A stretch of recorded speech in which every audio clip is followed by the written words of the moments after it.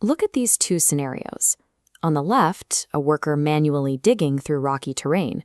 On the right, an engineer operating advanced precision machinery. If we measure their daily output, the results are rarely even close. Economics defines the immediate application of physical or mental effort to a task simply as labor.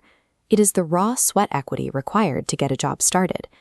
The engineer adds a layer of technical study and specialized experience to the site. This accumulated value of knowledge, skills, and health is human capital, a specific asset that multiplies a worker's baseline productivity. When we scale this comparison to an entire population, the total economic output of a country begins to shift based on the average density of human capital found within its workers. Think of human capital as an internal battery. Learning software, reading manuals, or maintaining a healthy diet actively charge it, but it doesn't hold a permanent charge. If skills go unused or health is neglected, the internal level starts to drain and lose economic value. Take a moment and think about your own routine. What specific skills or health habits are you accumulating right now to keep your own human capital battery fully charged? Upgrading basic labor requires feeding it through a human capital engine, fueled primarily by education and training.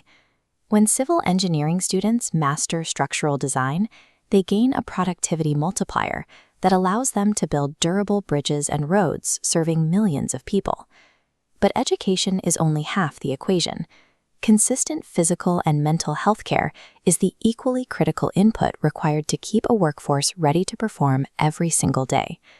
These students are receiving a free lunch through India's midday meal scheme. Beyond stopping hunger, this meal provides the direct nutritional fuel required for cognitive development and focus in the classroom. This sequence creates a clear economic chain reaction. Targeted health interventions increase school attendance. That attendance enables advanced skill acquisition, which eventually yields sharp spikes in overall economic productivity. Public spending on health and education functions as a calculated economic investment, yielding high compounding returns that far outweigh the initial price tag. Human capital often comes from sources beyond university degrees.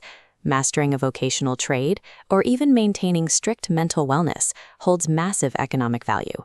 Basic literacy is also distinct from true skill acquisition. While reading and writing are essential, they serve primarily as the baseline foundation required to begin specialized training. Even the most advanced skills face the threat of depreciation. Think of abilities like a garden. Without continuous watering and maintenance, plants wither. This loss of value takes two forms. Temporary depreciation might mean forgetting a software after a few months away. Permanent depreciation happens through long-term illness or when an entire industry shifts and leaves old skills obsolete. Because technological shifts constantly threaten to render old knowledge useless, continuous lifelong learning is the only mechanism to maintain your economic relevance. At the national level, the scale of this resource is staggering.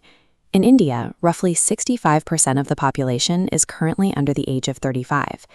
This creates a demographic dividend, a strictly time-limited window of opportunity.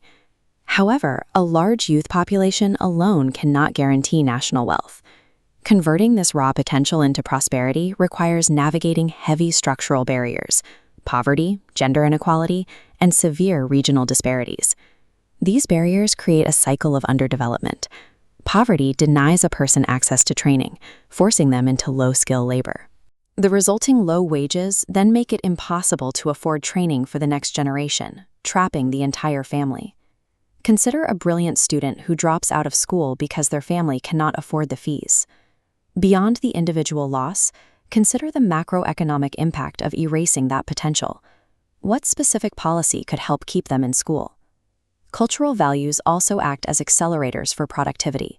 The Japanese concept of kaizen, or continuous improvement, and the German emphasis on precision both directly drive national output. These shared attitudes foster environments where high-quality human capital can thrive, adapt, and compound over decades. You are currently an active participant in this national engine, and the choices you make today build your future market value. Every hour of schooling and every healthy routine represents the deliberate strategic construction of a personal economic asset.